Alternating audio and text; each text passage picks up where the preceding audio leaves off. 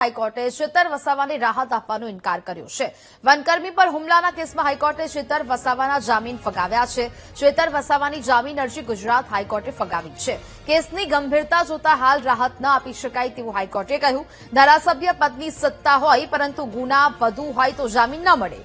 સમાજમાં દાખલો બેસે માટે જામીન નથી આપવામાં આવ્યા તેવું કહેવામાં આવ્યું છે।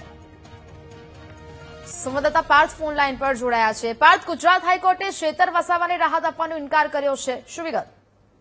જી ચોક્કસથી આમ આદમી પાર્ટીના ધારાસભ્ય ચૈતર વસાવા કે જેઓએ વનકર્મીઓ ઉપર હુમલો કર્યો હતો અને ભરૂચ સેશન કોર્ટમાં તેનો કેસ ચાલતો હતો, ત્યારે ભરૂચ સેશન કોર્ટે પણ તેમને સજા ફટકારી છે। તે સજાને ધ્યાનમાં લઈને ચૈતર વસાવાએ ગુજરાત હાઈકોર્ટમાં પિટિશન ફાઇલ કરી હતી જામીન અરજી માટે, પરંતુ આજે ગુજરાત હાઈકોર્ટમાં તેની પિટિશન ફગાવવામાં આવી છે અને હાઈકોર્ટે ટકોર કરી છે કે કેસની ગંભીરતાને જોઈને તેમને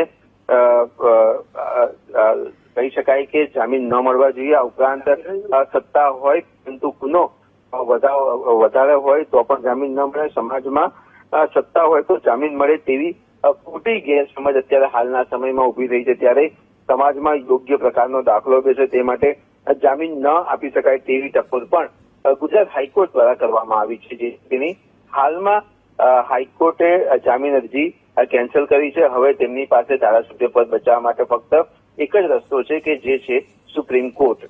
જી બિલકુલ, જાણકારી બદલ આભાર।